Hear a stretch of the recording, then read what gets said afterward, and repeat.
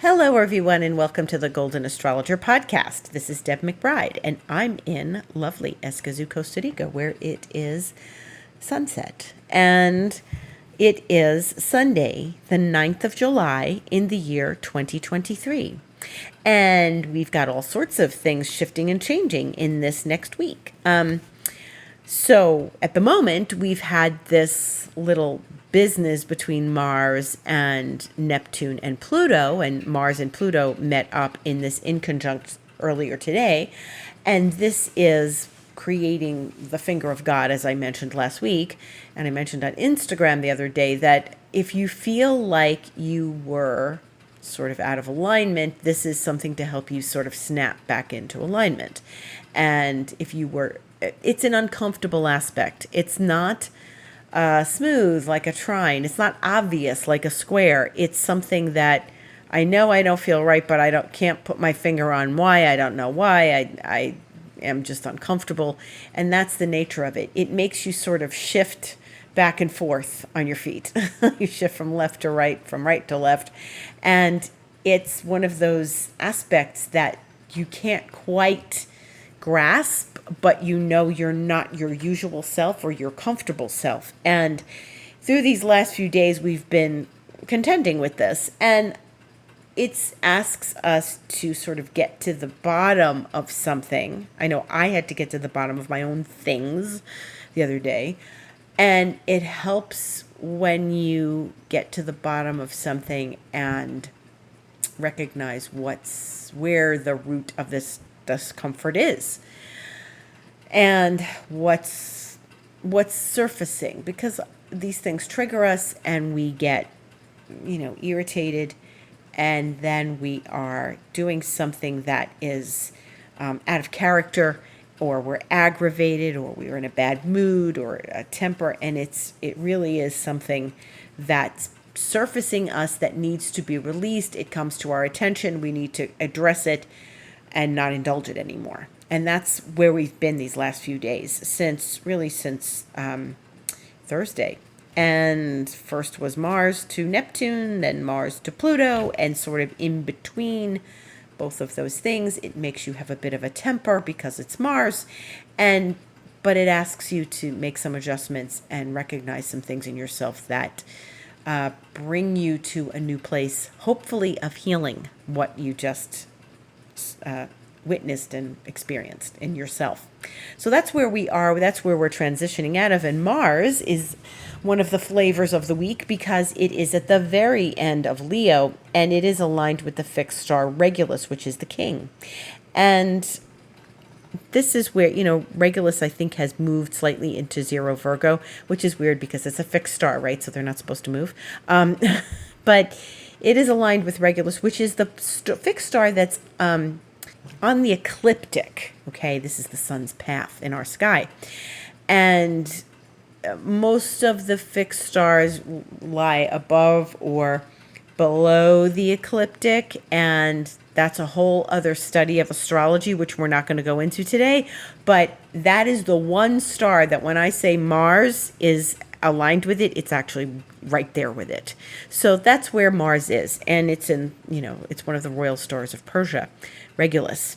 And so Mars is at the very end of Leo, and it's getting ready to leave Leo and go into the sign of Virgo, which it will do tomorrow at 7:40 a.m. Eastern Time. Now, Mars is a fiery planet, and it likes fire, and it likes passion, and it likes, sparks. Leo is that. Virgo is not. But it will stay in Virgo for about, 6 weeks or so, and it'll give us the impetus to redefine some things in the Virgo world, in the Virgo area of our charts. So the Virgo area of your chart is, you have to find that if you have your astrological chart. If not, you call me and I sit down with you and we look at your chart. So Mars going into Virgo, which it only does once every 2 years, is an opportunity to look at those Virgo things, and those are about health and work.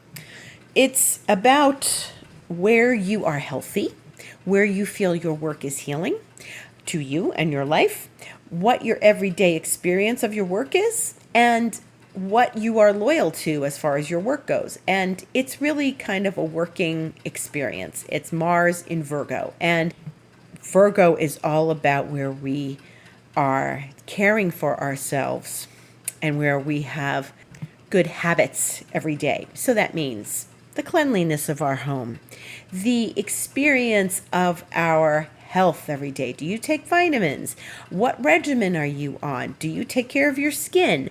How are you with exercise? And then Mars in Virgo for these next 6 weeks jump starts us on a brand new regimen if we feel we need it. Now, if you've got a good one going already, fantastic. Maybe you want to pick up the pace a little bit, challenge yourself a little more. Mars is sometimes a challenge. So it's good to look at your diet, look at your health, look at your exercise. Where might you be, a little bit sloppy? Virgo doesn't tolerate sloppy. No messy, no sloppy. Virgo doesn't like that. So Mars comes in and can't be sloppy. Maybe Mars got a little sloppy in Leo because Leo's fiery and it's like, yeah, we like to party. Leo's a bit of a partying sign, okay? Virgo is not. And just generally speaking, Leo, so back many decades ago, there was the Pluto and Leo generation, and they're still around, but they started in 1940 or so. And that generation went to about 1956 when then Pluto went into Virgo. And what we Pluto and Virgo people joke about, and Pluto went into Virgo from like 1956 to like 1972. But the Pluto and Virgo people are the ones that like walk around with a water bottle. They're the ones that start going to the gym. That was that generation. Whereas the Pluto and Leo generation did not do that. They were having a good time. They were the ones that started experimenting with things like marijuana and drugs and a different level of partying than your parents of the Pluto and Cancer generation who, had cocktails after work and stuff, This is different. That was Pluto and Leo was like far out. Those were the hippie days. But it's when we move to Leo, from Leo to Virgo, the party's over and we go back to work. We get back to health. We go back to the gym. We go back to jogging. We go back to taking our vitamins. We look at where we might have been remiss and caring for ourselves and maybe a little sloppy in our work, probably not sloppy in work, but also just where you feel like you want to tighten things up a little bit. Like if you have a business, you might want to tighten things up a little bit with Mars in Virgo. It's great for that. Virgo's very organized. Mars going into Virgo likes to be organized. So it's an interesting place. Mars gets to flex the muscle of organization. It likes to flex the muscle of, getting on Mars is, a vital, it's like your blood, right? It's your vital energy that you push forward and do things. Well, we might push forward and like do a different health regimen. We might go see a nutritionist. We might go do all our blood level tests. We might go organize our office differently and I want a fresh start. This is the nature of Virgo. It wants the spreadsheets done and all sorts of organization in the office, on the desktop, everything. All of that. Organize your computer files, those things. So this is the nature of Mars in Virgo, and this is where it's going.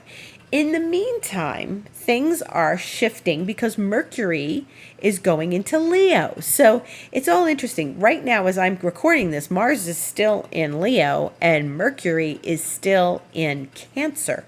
And what's interesting is Mercury is at 27 degrees, 41 minutes of Cancer as I'm sitting here, and that's still 2.5 degrees or so left before it goes into the sign of Leo.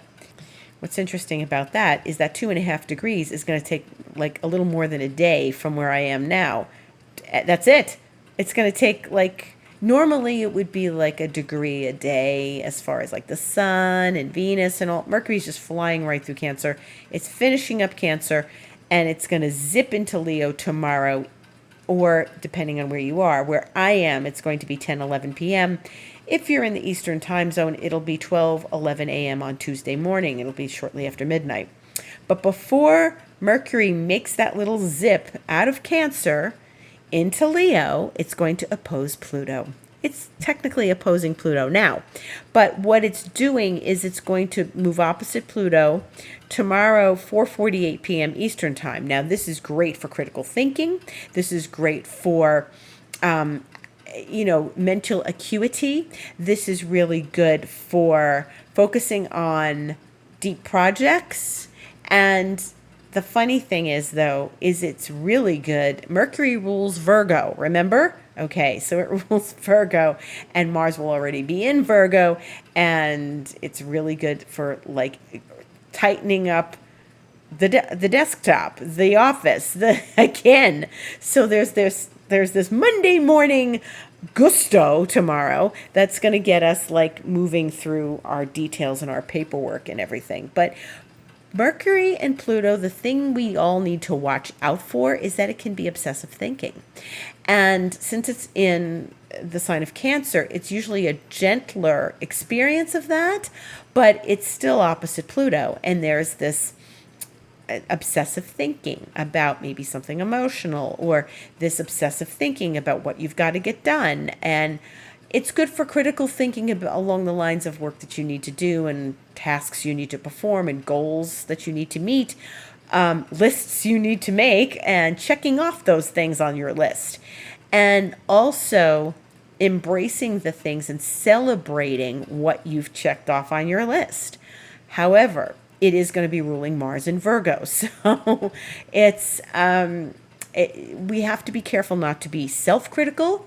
We have to be careful not to be too nitpicky. We have to be aware of our thoughts. And what could happen, ideally, with Mercury opposite Pluto, is that Mercury and Pluto meet up in that opposition, and we have some brilliant idea. A brilliant idea, something deep, something powerful, something empowering, some breakthrough. Whenever Mercury gets involved with the outer planets, it encourages some sort of intellectual breakthrough or recognition, realization, empowerment breakthrough, something where you feel like, okay, I can really, really make something of this idea. And this is going to take me someplace, like with your work or generally with your work, right? It's also, Mercury opposite Pluto can be complicated and deep conversations. And if you need to have one of those conversations, it's good to get to the core of what the emotions, because Mercury's still in Cancer, what the emotions are, right? So you want to have a deep conversation about feelings, emotions. Maybe you have to have a difficult conversation with your child, for example, or someone in your family. It's Cancer. Remember, Cancer is all about family and children and those kinds of things. So it could be that, your family needs to have a complicated conversation, or he needs to come to a decision. Mercury Pluto is really good for making a firm, hard decision.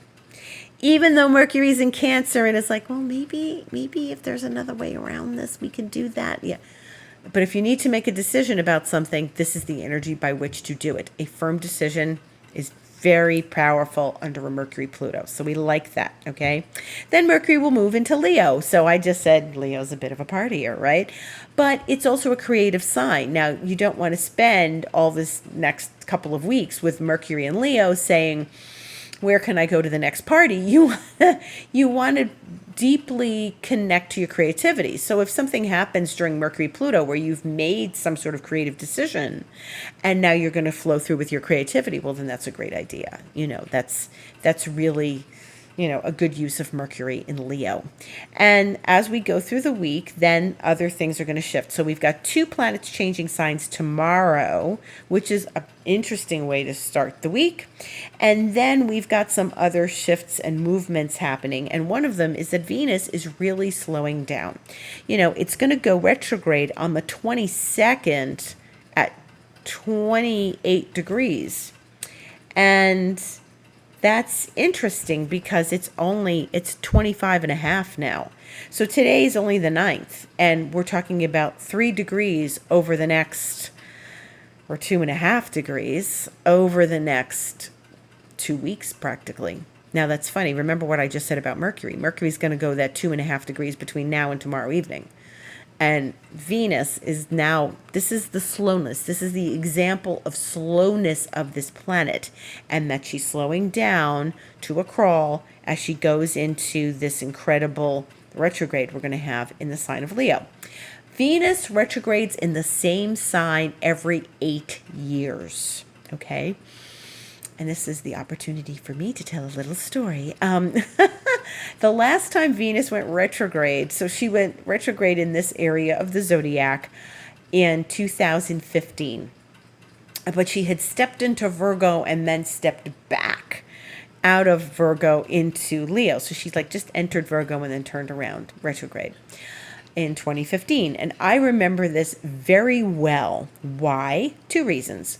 One of these things was, at the time in 2015, my friend and I were making our plan. She invited me to come with her and her family to Costa Rica in January of 2016, which was going to be 6-7 months later. And I was saying, but it's Venus retrograde. We can't make a trip plan now.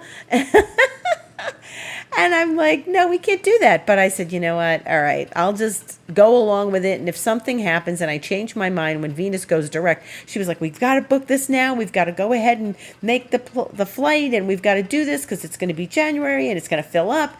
And I'm like, oh, we can't wait till Venus goes direct. And Venus had just gone retrograde.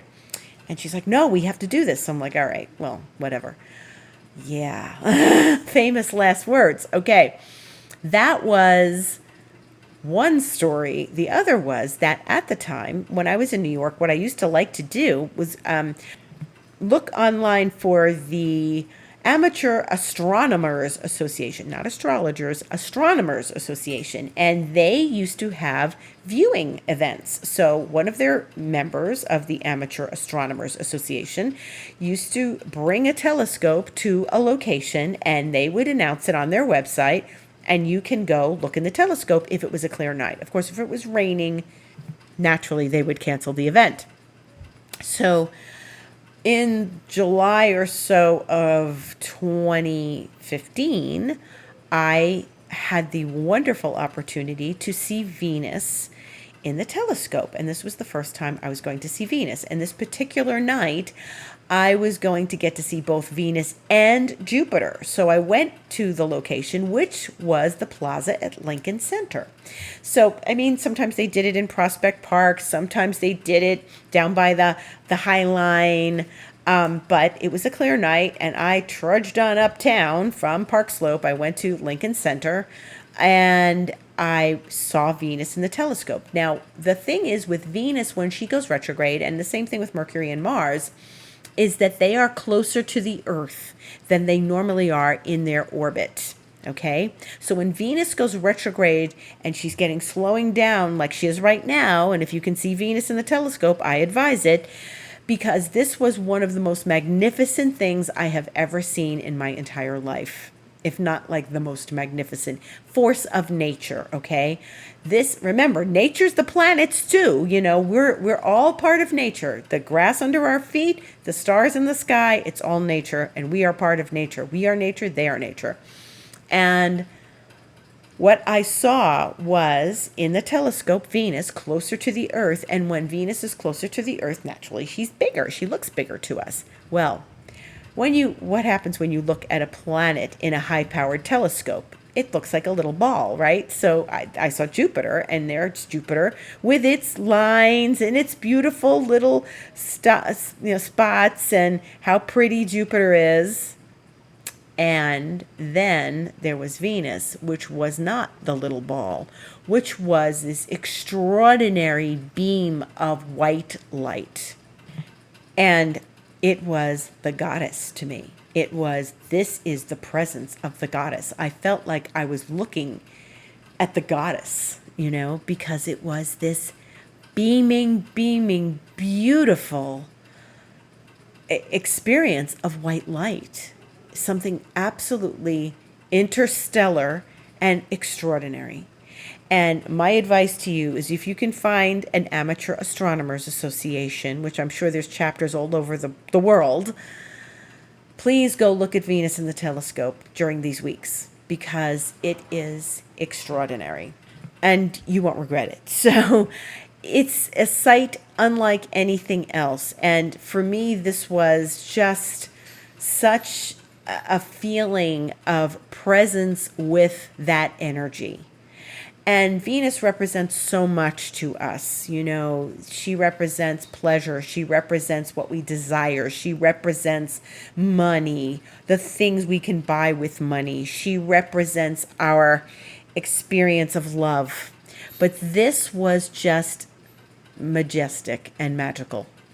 And it was indescribably beautiful. So that's my little speech for this podcast, is that you really do want to go, if you can, go see Venus, because it's unlike anything you'll ever see. And you'll be impressed by it. It's just, first of all, we should all be looking at the planets, right? And I'm an astrologer. And a lot of us astrologers don't go do this. And, you know, there I was, and I got to see 2 planets in one night. And that was very, very wonderful. And then a few weeks later, I saw Saturn, which was beautiful. But when I looked in the telescope, I looked in and I saw Saturn with its rings and everything sitting there like Saturn, so beautiful, like this creamy white. And I said, you little stinker, you, because Saturn is a little stinker. So anyway, back to Venus. Venus was extraordinary. So this is what happens when Venus turns retrograde. She comes closer to the Earth. And so we feel that energy more deeply, more profoundly, more in that Venusian sense. Are we filled with desire for something? Do we want to go buy something beautiful? Do we want to go get a makeover? Do we want to buy a beautiful shiny object? And how is a beautiful shiny object for us in our lives? Is that going to satisfy us? What's it really about? Is it just like, you know what, I want a bauble?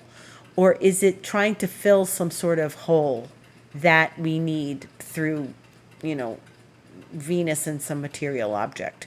So that's something. When she's in Leo, like she was then, she is fiery, she's glamorous, she's a spitfire, she's sexy, she's flirtatious, she's all those good, juicy things that Leo is. And she can be a little bit of a partier, yes. But, you know, it's a great time to go do something and get something glamorous that might be on sale. That's a great use of Venus retrograde energy. Okay. In the meantime, there are other things going on this week. The sun is in Cancer, and it's going to be squaring Chiron.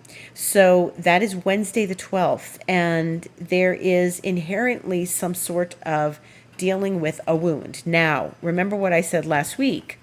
There was Mercury squaring Chiron on Wednesday, and we may have felt a little bit of ouch, a little bit of awareness. This is illumination. The sun coming to this place because the sun and Mercury met up, and the sun now coming to this place where Mercury was a week ago, and exactly 1 week later, because Mercury's faster than the sun traveling. It really is an illumination of any wound we may have experienced last Wednesday, in these last few days, anything that we became maybe aware of. The interesting thing about this is Chiron's in an interesting place, and Chiron's going to go retrograde soon too, but Chiron is at 19 degrees of Aries. And right now I'm looking at the moon in Aries, and it's very close to Chiron, but it may give us some information this evening of what we're going to be experiencing when the sun challenges it on Wednesday. Chiron's at 19 Aries. This is the exaltation point of the sun.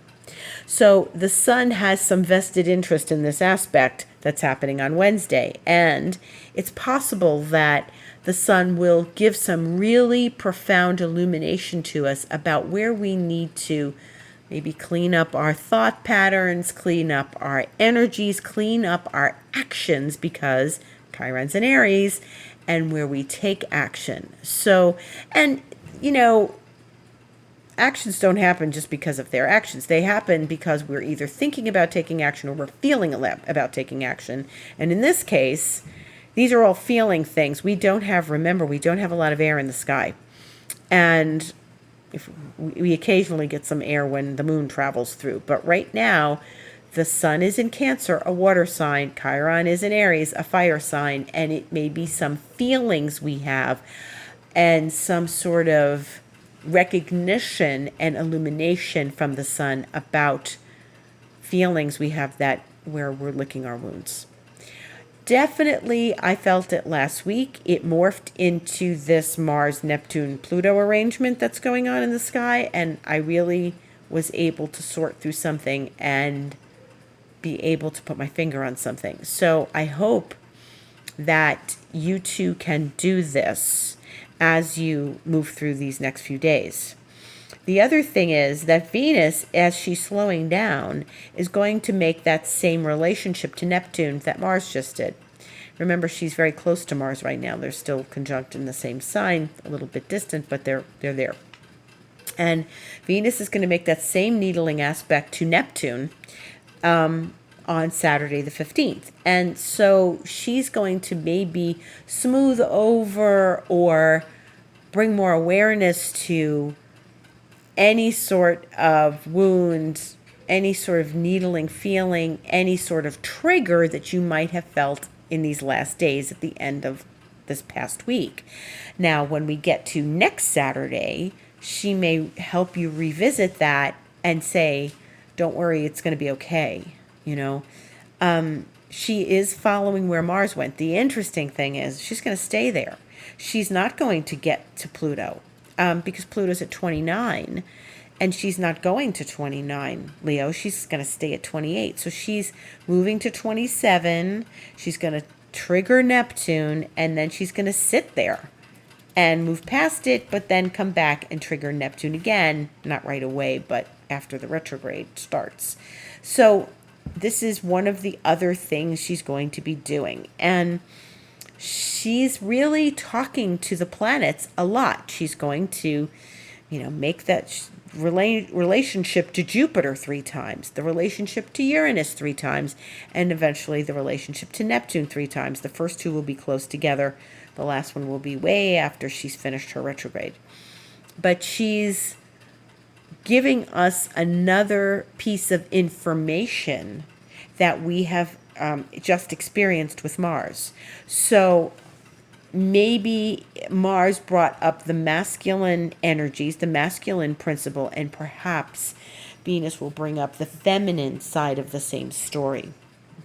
And how there may be a tear or two. Like I said, with Neptune, we may shed a few tears. And tears are not out of the ordinary for this, and tears are welcome for this, okay?